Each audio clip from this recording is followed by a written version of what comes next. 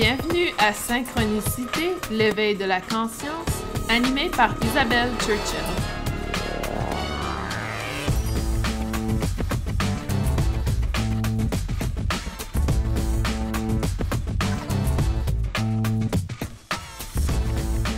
Bonjour et bienvenue à ce 11e épisode de Synchronicité, l'éveil de la conscience. Isabelle Savoie-Churchill avec vous aujourd'hui. C'est un plaisir de partager ma journée avec vous et merci d'être si nombreux. Je suis allée voir mes statistiques aujourd'hui et il y a presque 500 personnes qui ont écouté le premier épisode et plus de presque 1900 écoutes jusqu'à maintenant. Donc, un gros merci. On vient de franchir le cap des 10 épisodes. Le chiffre 11 aujourd'hui, le 1 est un numéro qui est très représentatif dans ma vie dernièrement. Si vous me connaissez, vous savez que le 1 fait partie de mon adresse postale, donc le 111 est mon chez nous. Donc, le 1 est très représentatif. Donc, c'est un bonheur de partager la 11e émission ou le 11e épisode avec vous aujourd'hui. Aujourd'hui, qu'est-ce qu'on parle? Eh bien, on va discuter de l'ombre, un sujet qui n'est pas toujours accueilli de la façon dont il devrait peut-être être accueilli et pas toujours compris non plus. Donc, il y a énormément d'informations qui existent, qui n'est pas nécessairement de l'information que je crois être véritable. Il faut faire attention aussi à ce qu'on perçoit par rapport à l'ombre autour de nous. Et on va parler de ce sujet aujourd'hui. Donc, l'ombre fait partie de... donc, j'ai étudié en psychologie, j'ai fait ma maîtrise en counseling, mon baccalauréat en psychologie, et je me souviens qu'on parlait de Carl Jung et des personnalités, et une des personnalités était l'ombre, justement. Donc, il utilise beaucoup ce terme. Au niveau spirituel, énergétique, l'ombre est souvent l'aspect de soi qu'on essaie de cacher un peu. C'est très similaire à la définition de Jung. C'est un aspect personnel qui est qui doit, je dis toujours, l'ombre doit refaire surface pour qu'on puisse y apporter la lumière. Donc, l'ombre est souvent cet aspect relié à l'ego, si on veut, où on vient résister des choses de soi qu'on n'aime pas trop. Et l'ombre est en fait une phase où, durant l'éveil de la conscience, on va venir faire face à l'ombre. Et l'ombre est souvent ce que l'on projette sur les autres personnes. Donc, tout ce qui est jugement d'une autre personne cache en quelque part une petite partie de notre ombre. Donc, on va parler de l'ombre aujourd'hui.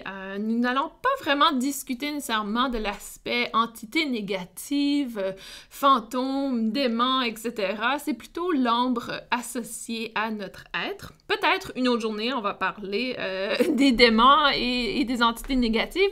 Mais aujourd'hui, on va parler de l'ombre. Alors...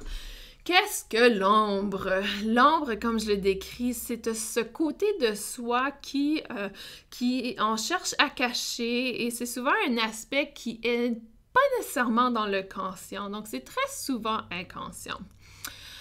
Par contre, c'est inconscient de soi, mais habituellement, c'est quelque chose que les gens qui sont très proches de nous arrivent à percevoir très rapidement. Et c'est pour ça que si on est très humble et ouvert à grandir, lorsqu'on va demander aux gens autour de soi s'ils peuvent identifier notre ombre, habituellement, on va avoir des réponses par rapport à ça. Donc, c'est assez intéressant de voir justement comment les gens perçoivent notre ombre. Donc, si vous êtes ouvert à recevoir ces informations, je vous invite à demander aux gens autour de vous quelle est votre ombre. Par contre, des fois, on n'est pas très ouvert à l'entendre et pas prêt à le changer non plus. Donc, l'ombre n'est pas nécessairement quelque chose qu'on va faire face automatiquement. Donc, l'ambre, les signes de l'ambre. Donc, comment on peut apporter l'ambre à la surface pour qu'on puisse vraiment identifier comment on peut la guérir, si on veut. Donc, les aspects de l'ambre sont des aspects qui sont un peu refoulés de soi, qu'on essaie de cacher ou qu'on essaie de complètement ignorer de soi, que ça ne fait pas partie de nous. Vous savez, en français, on a une expression qui dit « la vérité choque ». Et souvent, c'est cette vérité qui vient éveiller l'ambre ou chatouiller l'ambre dans soi.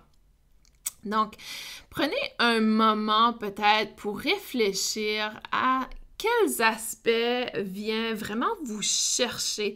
Donc, quels aspects pour vous, parfois, les gens vont dire et ça vient vraiment éveiller une colère, une frustration, une réaction très intense à l'intérieur de soi. Je vous donne un exemple. Donc, vous êtes en train d'interagir avec une personne et cette personne vous dit « Ah, tu sembles avoir de la difficulté avec telle chose » et tout d'un coup, ah, ça vient s'éveiller à l'intérieur. Non, pas du tout, je n'ai pas de difficulté avec ça. C'est simplement que je ne tolère pas telle chose, blablabla. Donc, ça vient éveiller vraiment une colère, une frustration à l'intérieur de soi. Eh bien, ça peut être un petit signe qu'il y a quelque chose d'associé avec l'ambre. Et de vraiment prendre le temps, le recul, de réfléchir, ma réaction était assez intense. Pourquoi ai-je eu cette réaction? Il y a énormément d'énergie de l'ombre présentement sur Terre et c'est pour cette raison, si on veut, c'est pour cette raison que les gens vont avoir beaucoup de réactivité, surtout au niveau des médias sociaux, on le voit présentement. Donc, au niveau activiste, par exemple, il y a beaucoup de réactivité par rapport aux gens qui cherchent à changer les choses. Et parfois, c'est de prendre le temps de réfléchir, est-ce que nous sommes dans la même énergie qu'on cherche autour de soi? Par exemple, présentement, il y a énormément de gens qui commencent à s'éveiller face à l'importance de prendre soin de notre planète.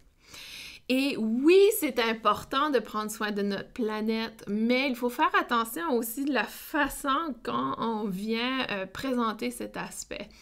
Est-ce qu'on a tout fait en notre pouvoir, ce qui est possible pour nous afin de prendre soin de la planète, par exemple? Est-ce que je suis intègre dans ce que je partage avec les gens? Donc, il faut faire extrêmement attention de toujours rapporter vers soi ce qui nous dérange dans le monde extérieur. Le monde extérieur est le miroir de ce qui se passe à l'intérieur de soi. Et ça, plus on avance dans l'éveil de la conscience, plus on réalise à quel point, oui, c'est vrai, à chaque fois que ce que l'extérieur de soi projette sur moi est négatif, c'est parce qu'il y a quelque chose à l'intérieur de moi qui doit guérir. Donc, si vous avez de la difficulté avec la façon dont les gens traitent les animaux, si vous avez énormément de difficultés avec justement cet aspect où les gens vont venir maltraiter une personne ou un animal qui n'a aucune capacité de confronter la situation ou de changer la situation, il faut se poser la question, est-ce qu'il y a quelque chose par rapport à moi que je trouve qu'il y a eu une injustice envers moi? Est-ce que je sens que parfois les gens abusent de moi et que je n'ai pas la capacité de mettre mon pied à terre, par exemple? Est-ce qu'il y a un ressenti où je ne sens que je ne suis pas respectée? Donc, de vraiment faire la projection à l'intérieur de soi. Qu'est-ce que pour moi doit guérir? Pourquoi ce type de choses me dérange tellement? Donc, je ne suis pas en train de dire qu'il faut arrêter d'aller faire des actions activistes, il faut cesser d'essayer d'aider les gens qui n'ont pas de pouvoir. C'est pas du tout ce que je dis. C'est plutôt de faire attention à la façon qu'on réagit face à ces aspects. Et il y a différentes façons qu'on peut être activiste, il y a différentes façons qu'on peut changer le monde, il y a différentes façons qu'on peut aller faire une différence. Donc, ne pas sous-estimer cet aspect. Pour moi, il y a longtemps que je le sais, c'est important pour moi que on fasse attention à la planète Terre, c'est important pour moi de bien manger, c'est important pour moi que les gens prennent soin d'eux, parce que si les gens prennent soin d'eux, ils vont prendre soin de la Terre. C'est important pour moi que les gens se guérissent, parce que s'ils se guérissent, ils vont pouvoir guérir les autres. Donc, pour moi, je n'ai jamais été dans l'aspect activiste. Donc, ça n'a jamais été quelque chose qui me parlait personnellement. J'ai toujours été une personne très introvertie.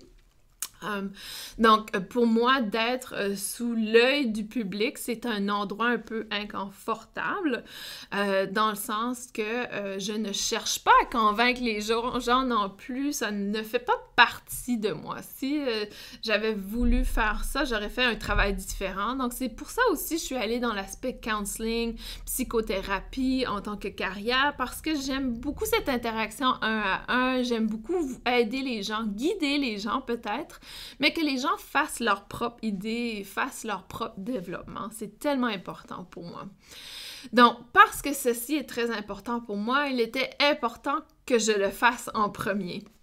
Et c'est pour ça que j'ai pris plusieurs années à découvrir qui je suis comme personne, et je découvre encore également pour moi comment je peux contribuer à notre monde. Donc, est-ce qu'il y a des choix que je fais? Donc, par exemple, dernièrement, je choisis d'éviter de manger de la viande. Donc, dernièrement, je choisis de boire de l'eau au lieu d'aller prendre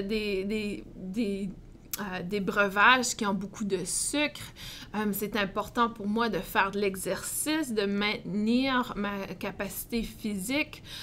C'est important pour moi d'avoir un jardin, d'avoir cette capacité de produire ma propre nourriture. Donc, tous ces aspects, pour moi, je fais énormément de recyclage, je fais le compost.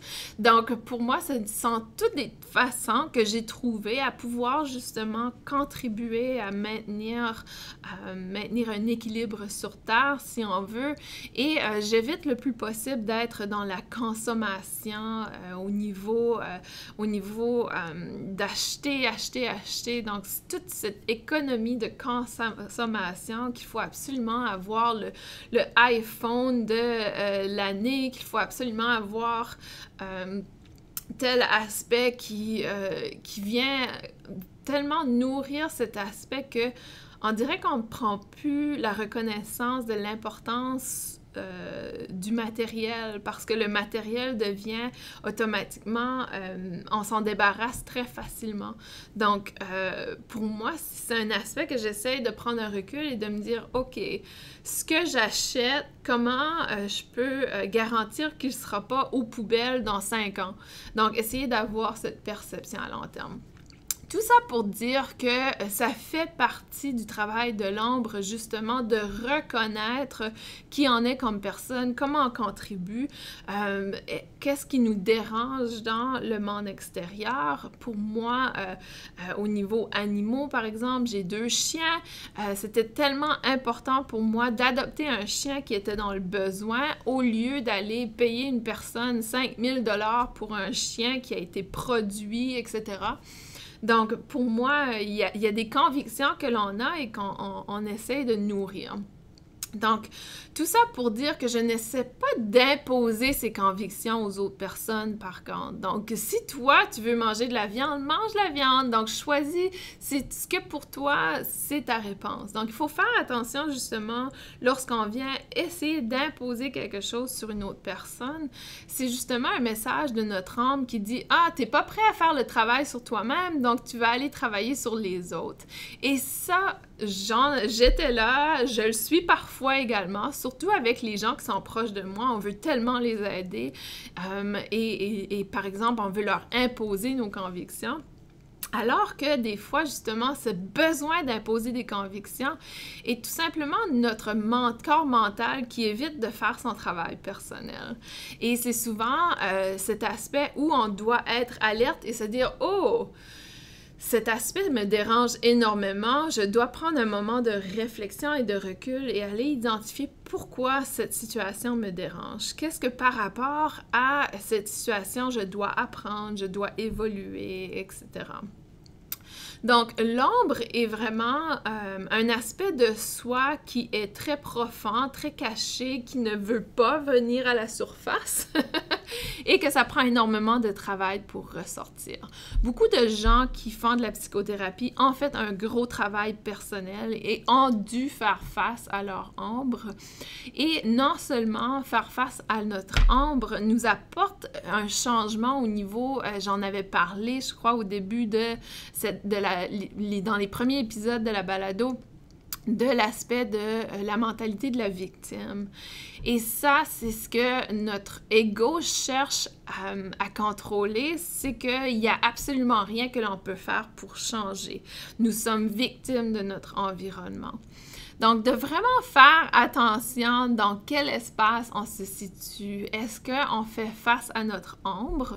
C'est-à-dire qu'il n'y a pas de problème à avoir des émotions. Et c'est même très important de faire face à nos émotions. Et ça aussi, c'est l'ombre de certaines personnes. Il ne faut pas pleurer, il ne faut pas être en colère, il ne faut pas accepter qu'une autre personne soit en colère. La personne n'a pas le droit d'être colérique ou verbalement exprimer sa colère, etc. Donc, on a énormément de difficultés avec l'ombre. Tout ce qui est émotion négative, on a énormément de difficultés à la gérer. Attention, je ne parle pas d'abus verbal et physique, mais plutôt l'expression de la colère de façon saine. Par exemple, votre partenaire arrive à la maison en grande colère envers son travail. Il est en train, en anglais on dit vent, il est en train de sortir verbalement toute sa frustration, qui n'est pas du tout axée vers soi, vers nous, mais plutôt une façon de laisser sortir. Et souvent, en tant que partenaire, on va refuser que notre partenaire soit en colère. Donc, on va lui dire « Ah, arrête, tu ne dois pas être en colère, cesse de crier, etc. » Et pourtant, si on acceptait la personne comme elle est tout simplement en train d'évacuer cette émotion et de ne pas le prendre personnel. Donc, le prendre personnel est justement un aspect qui chatouille notre ombre, c'est-à-dire que si on prend cet aspect personnel de la colère qui est exprimée par rapport à une situation qui n'a pas du tout en lien avec soi, c'est parce qu'il y a quelque chose à l'intérieur de soi qui nous met insécure face à cette émotion de colère. Donc, faire face justement à comment moi je gère ma colère, comment est-ce que j'exprime ma colère, est-ce que j'évite l'émotion de la colère, etc. Donc, et là, encore une fois, je ne parle pas d'aspect abusif ou violent, c'est vraiment l'expression de la frustration pour que ça sorte du corps physique. Et ça, c'est tout à fait normal, naturel et acceptable. Nous sommes des êtres humains, nous avons des émotions qui varient d'une minute à l'autre, parfois dans une journée. Il faut absolument être alerte à l'exprimer, de l'exprimer de façon saine, comme partager justement nos colères avec une autre personne sans attaquer la personne est une façon saine, dans le fond, d'exprimer sa colère et de la laisser sortir. Et souvent, je vais demander à mon conjoint, « OK, est-ce que tu as simplement besoin de l'exprimer ou est-ce que tu as besoin de solutions? » Et parfois, on n'a pas besoin de solutions, on veut rien savoir des solutions, on veut juste sortir. Donc souvent, je vais dire aussi à mon conjoint, « OK, là, j'ai pas besoin de solutions, je veux juste exprimer ma colère. » Et de donner cette permission de le faire. Et à la fin, on se retrouve et on rit tous les deux parce que c'est tellement dramatique et drôle. Et tout d'un coup, je me dis, « Ah, je suis dans la victime aujourd'hui, mais j'ai le droit de l'être. Je choisis d'être dans l'état de victime. » Et là, ça me fait rire et je sors complètement de la victime. Donc, l'ombre, justement, peut être notre capacité à gérer nos émotions négatives. Donc, de réfléchir par rapport à comment on réagit face à la tristesse, par exemple, à comment vous êtes. Je suis allée justement à un funérail le mois dernier et j'essayais de retenir mes larmes, retenir ma tristesse et tout d'un coup, je me suis dit, ah, pourquoi je retiens? Il faut sortir. Donc, j'ai pleuré, j'ai pleuré, j'ai pleuré. Même que la personne derrière moi, j'ai ressenti, elle est venue à poser ses mains sur mes épaules, simplement pour dire je suis présente et j'ai tellement apprécié cette présence. J'ai aucune idée c'était qui, j'ai juste seulement ressenti la main. Encore aujourd'hui, je ne sais pas c'était qui, mais cette présence était tellement affectueuse et tellement... j'étais tellement vulnérable, donc c'est important d'être vulnérable. Et ça aussi, ça fait partie de l'ombre. L'ombre de soi, souvent on se dit on ne peut pas être vulnérable, il faut faire très attention. Donc, il faut vraiment aller questionner cet aspect. Et en étant très consciente de mes émotions, j'ai réalisé très rapidement durant le funérail que je me retenais à pleurer parce que c'est un concept social qu'on ne doit pas trop exprimer nos émotions. Alors que je me suis dit, pourquoi? Donc, j'ai commencé, je pense que j'ai presque vidé la boîte la boîte de Kleenex. Les mouchoirs étaient complètement partis, mais tout ça pour dire qu'après, je me suis sentie bien et je me suis dit, finalement, je n'ai pas retenu cette émotion à l'intérieur de soi. Donc, l'ombre peut justement se présenter sous la retenue d'émotions. Donc, comment vous réagissez face aux émotions, à vos propres émotions, mais aussi votre réaction face aux émotions des autres va être le miroir de comment vous réagissez face à vos émotions. L'autre aspect de l'ombre est tout ce qui nous offusque un peu, qui nous dérange. Donc, justement, il y a des gens qui sont offusqués par la façon dont d'autres personnes vivent leur vie. Il faut faire un recul et de penser, OK, qu'est-ce que par rapport à cette situation vient qu'est-ce que ça nous communique par rapport à soi? Un gros exemple qui se passe présentement aux États-Unis, qui est très intéressant, que j'étudie à chaque jour parce que moi, ça me fascine complètement, c'est les réactions face au président Donald Trump. Et juste en disant le nom Donald Trump, je vous invite justement à écouter la réaction physique que vous avez, émotionnelle, mentale. Quelle est la réaction? Parce que cette réaction est la clé justement pour aller identifier est-ce qu'il y a un aspect de moi qui doit guérir. Si tu réagis extrêmement face à Donald Trump, pour toi, c'est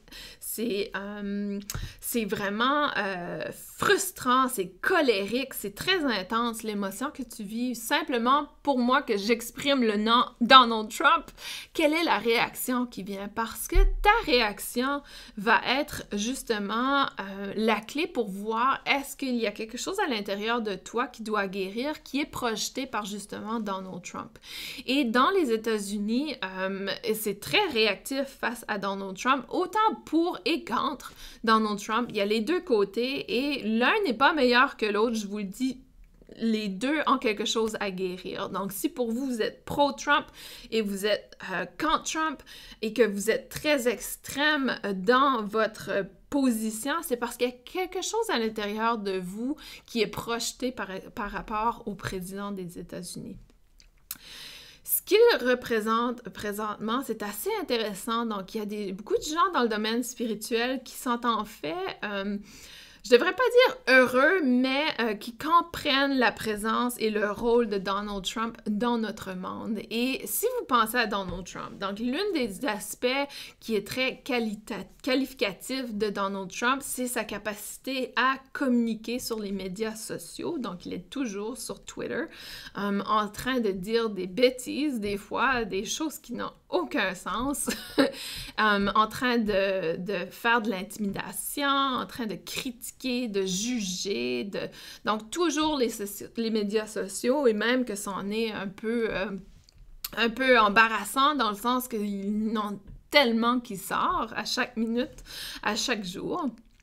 Mais pourtant, si vous pensez à notre société, c'est un reflet exact de l'ombre de notre société.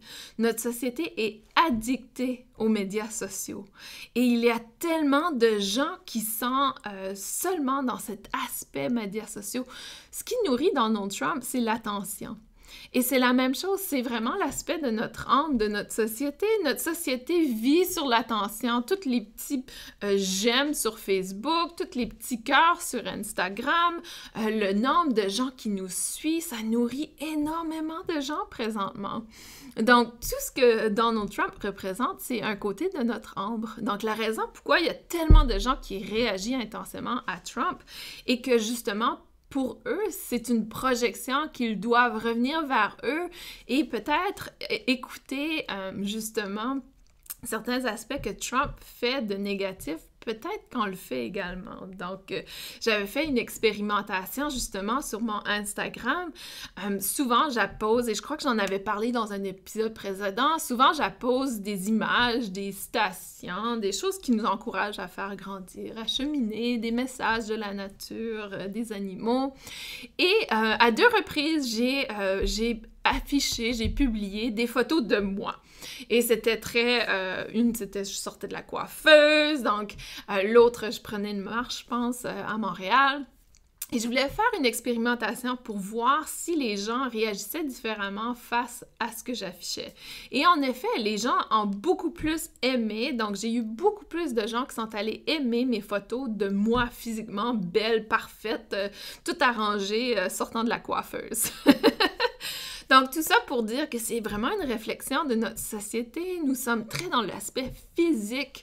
La façon de paraître est très importante et surtout l'attention. On va donner de l'attention à la personne de façon au niveau médias sociaux.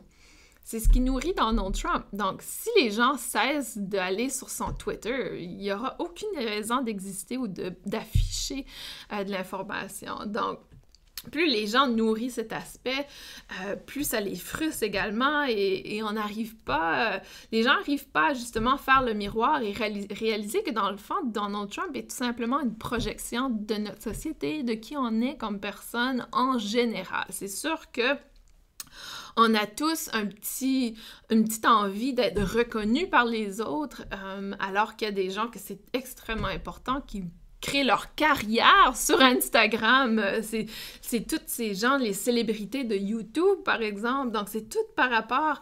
Ce n'est pas par rapport à partager un message avec le monde. Ce n'est pas par rapport à faire grandir notre société. C'est par rapport à nourrir leurs besoins d'attention. Même chose avec Trump. Et là, je généralise en société en général. On s'entend que ce n'est pas tous les gens dans la société qui sont comme ça, mais en général, il y a un aspect de soi, de notre âme qui cherche cette attention. Et pourtant, on cherche l'attention extérieure au lieu d'aller donner notre propre attention à notre être. Au lieu de faire un retour sur soi, qu'est-ce que moi j'ai besoin? Donc, me donner ma propre attention. On va dans le monde extérieur. L'autre aspect de Donald Trump qui est fort intéressant, qui est très frustrant pour plusieurs personnes, c'est qu'il est souvent sa partenaire. Donc, sa conjointe qui est plus jeune que lui, c'était une mannequin, donc très belle. Et en plus, il y a eu tous ces conflits avec l'aspect nudité, etc. Et ça, c'est inacceptable pour les États-Unis, alors qu'il y a tellement d'hommes qui rêvent d'être avec une femme comme ça. Donc, c'est encore un reflet, justement, de ce qui doit guérir à l'intérieur de soi. Et est-ce qu'on est axé sur l'aspect parure physique de la personne? Est-ce qu'on est axé sur la façon que la quantité de maquillage que la personne porte, ce qu'elle porte comme vêtements, etc. Donc, tout ce qui est physique et aussi l'aspect de rester jeune. Donc, tout ce qui est je n'accepte pas de vieillir, je n'accepte pas d'avoir des rides, etc. Donc, c'est vraiment une projection aussi qui existe autour de soi d'être alerte. Donc, notre président Trump vient vraiment éveiller des choses que, dans le fond, on devrait prendre un recul et regarder, ouais, ce qu'il représente comme personne, ce n'est pas qui je veux être comme personne et je devrais peut-être justement faire une réflexion sur qui je veux être comme personne et comment je peux changer.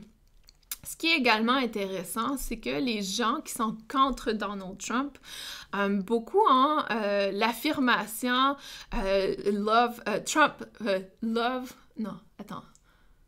Love will trump hate. Donc, l'amour va tromper la haine.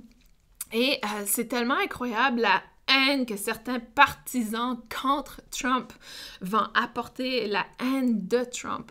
Donc, c'est vraiment intéressant de voir que les gens disent il faut aimer, il faut être dans la compassion, mais en même temps, ils se tournent et ils sont attaquants, ils sont intimidants, ils viennent attaquer le président Trump. Donc, qui a raison ici? Est-ce que j'ai le droit d'attaquer une personne parce que cette personne est perçue comme négative? Est-ce que ça me donne le droit d'être méchante envers une personne? Est-ce que ça me donne le droit d'être intimider une personne ou même intimider les gens qui appuient cette personne? Est-ce que j'ai le droit de juger cette personne parce que cette personne a choisi de voter pour Trump? Ça me donne le droit parce que je crois que Trump est une mauvaise personne. Et pourtant, c'est tout simplement un miroir que je fais dans le fond. J'opère du même comportement que Trump a envers d'autres personnes en les jugeant, en les mettant de côté, en leur disant qu'ils sont fous, que je comprends pas, qu'ils sont pas humains, etc. Donc, c'est assez intéressant justement de voir que des deux côtés, des fois, on vient s'attaquer et on ne démontre aucune compassion, aucun amour pour l'être humain qui est en face de soi. Donc, ça ne nous donne pas le droit, parce qu'on perçoit une personne comme étant négative et méchante, ça ne nous donne pas le droit d'être méchante et négative envers cette personne. Donc, c'est tout simplement un miroir, une projection, et on continue justement de nourrir le même type de comportement qui a créé le président Trump. Donc, il faut faire extrêmement attention justement à qu'est-ce que l'on projette à l'extérieur de soi. Et l'ombre va sortir également d'une autre façon, comme par exemple les gens que vous n'aimez pas vraiment. Donc, allez vous demander pourquoi vous n'aimez pas cette personne, qu'est-ce que vous projetez sur cette personne. Et il y a quelqu'un qui, il n'y a pas longtemps, on parlait d'une personne qui semblait être très fermée. C'est une personne qui est très fermée et c'est le genre de personne que tu dois lui dire bonjour en premier, sinon il va t'ignorer complètement. Mais lorsque tu lui dis bonjour, ça va, il est ouvert et il parle. Et il avait reflété sur une autre personne. Il avait été dire à l'autre personne avec qui je discutais qu'il était une personne fermée, qu'il était difficile d'accès. Et ça m'a fait un peu rire parce que c'était tout simplement sa projection. Il projetait comment il était envers cette autre personne. Et cette autre personne n'est pas du tout comme ça. Je peux vous le dire que la façon dont j'interagis, j'ai jamais ressenti que cette personne était comme ça. Par contre, avec lui, j'ai déjà ressenti la fermeture. Mais maintenant, à chaque fois que je le vois, je lui dis bonjour en premier, ça va. Mais tout ça pour dire qu'il percevait, donc, la personne qui était fermée percevait une autre personne comme étant fermée, mais pourtant, c'est lui qui crée cette situation. Et il est complètement inconscient de qui il est comme personne, parce qu'il vient justement de dire qu'une personne était d'une telle façon, mais pourtant c'est lui qui est comme ça. Donc tout ça pour dire que des fois, on va percevoir notre être au travers de d'autres personnes et on va pas aimer ce côté-là. Et parce qu'on n'aime pas ce côté-là, c'est souvent justement l'ombre qui existe à l'intérieur de soi. Donc, c'est très important d'être alerte à nos réactions, pourquoi les choses nous dérangent, qu'est-ce qui fait que quand ça vienne éveiller peut-être un inconfort, une colère, une frustration en soi. Donc, être super alerte. Et des fois, ce n'est pas le miroir direct, c'est-à-dire que, comme l'exemple de Trump, ce n'est pas parce que il est partout sur les médias sociaux, il dit des choses méchantes, qu'on est partout et qu'on dit des choses méchantes. Mais d'aller un peu plus creux et de dire son besoin à lui, c'est d'avoir de l'attention. Peut-être que moi aussi, j'ai besoin d'attention et c'est pour ça que ça me dérange, ces comportements. Donc, des fois, c'est un peu plus profond que qu'est-ce que c'est vraiment, dans le fond. Donc, On a tous un ombre et de se familiariser avec notre ombre fait qu'on devient de plus en plus alerte et ouvert à cet aspect de soi. L'idée n'est pas d'éliminer l'ombre, mais plutôt d'avoir la capacité d'y apporter la lumière, c'est-à-dire que lorsque on se prend à être dans cet aspect égocentrique de l'ombre, on arrive à l'illuminer et en prendre conscience et se dire « Oh, ça c'est mon ombre qui réagit, désolé. C'est mon besoin d'attention qui vient de s'éveiller. Ça n'a rien à voir avec toi, c'est moi. Je dois faire mon travail personnel. » Donc, extrêmement important d'en être à l'écoute. Et des fois, le corps physique va nous faire des signes aussi de qu'est-ce qui doit guérir à l'intérieur de soi. Donc, l'ombre n'est pas quelque chose de négatif nécessairement, c'est-à-dire qu'on doit le percevoir plutôt comme quelque chose qui doit guérir pour nous permettre d'évoluer. Donc, plus on va apporter la lumière sur notre ombre, plus ça va être facile pour nous de grandir et d'évoluer et d'être alerte justement lorsque des petits pépins se présentent dans notre vie. Donc, je vous invite justement à prendre un moment de réflexion et vraiment identifier si il y a quelque chose dans votre aspect qui doit guérir, quelque chose qui vous dérange vraiment. Donc, vraiment prendre note de ce qui vous dérange, de ce qui éveille peut-être la colère ou des réactions très intenses chez soi. Et ça va vraiment vous permettre d'aller porter la lumière et d'en prendre conscience. Et c'est souvent justement la perception, lorsqu'on est dans la mentalité de la victime, qu'on vient laisser l'ombre imposer sa volonté sur soi. Un autre aspect de l'ombre, c'est de se questionner sur nos peurs. Donc, qu'est-ce qui vous fait peur? Il y a quelques années, j'ai commencé à faire face à mes peurs. Parce que pour moi, les peurs, c'est un aspect de l'ombre qui a évolué dans la conscience, mais que je refuse peut-être de faire face. Et un des exemples, c'était justement ma peur d'aller nager dans l'océan. Donc, j'avais beaucoup de difficultés avec l'océan. C'était pour moi quelque chose qui apportait énormément d'anxiété lorsque j'étais dans l'eau profonde dans l'océan. Et j'étais toujours inconfortable. Et il y a 2 ans, j'avais été pour la première fois, ou 3 ans, je devrais dire, j'avais été pour la première fois nager dans les eaux à Hawaï avec les poissons et ça m'avait mis très inconfortable. J'avais beaucoup de difficultés. Il fallait que mon conjoint me tienne par la main. C'était vraiment... Et j'arrivais pas à me détendre dans l'eau. Donc, je me suis vraiment forcée à rester dans l'eau. Et la deuxième fois, je suis allée... la première fois, j'avais refusé d'aller nager avec les dauphins. Ça me faisait trop peur. La deuxième fois, je suis allée et finalement, ça a ouvert quelque chose en moi. Je me disais, je peux pas croire que je n'ai jamais fait face à cette peur parce que maintenant, j'adore ça et j'ai hâte de retourner pour pouvoir aller nager avec les tortues, les dauphins, les poissons. Donc, des fois, notre ombre est consciente, mais on choisit de continuer d'avoir peur. Par exemple, de choisir de ne pas être vulnérable dans une relation parce qu'on a peur d'être jugé, de choisir de ne pas vraiment dire aux autres qu'est-ce qu'on aime, qui on est comme personne parce qu'on a peur d'être rejeté. Donc, il y a vraiment quelque chose à faire face à lorsque c'est une peur. C'est à ce moment-là où l'ombre a fait surface, mais on a choisi de ne pas nécessairement apporter la lumière et de simplement vivre avec l'ombre. Donc, il faut faire extrêmement attention, justement, si on veut évoluer comme personne, si on veut... apporter cet éveil de conscience, cette expansion au niveau de la conscience, d'être un peu plus ouvert justement à faire face à l'ombre. Et tout simplement, vous allez découvrir que l'ombre n'est pas si difficile à confronter, à accepter surtout. Donc, lorsqu'on accepte, donc j'ai accepté que j'allais être dans l'eau avec la peur, j'ai accepté que j'allais être terrifiée, mais j'ai demandé l'appui, le support autour de moi pour pouvoir vraiment vivre l'expérience. Et aujourd'hui, je n'ai plus vraiment peur de cet aspect.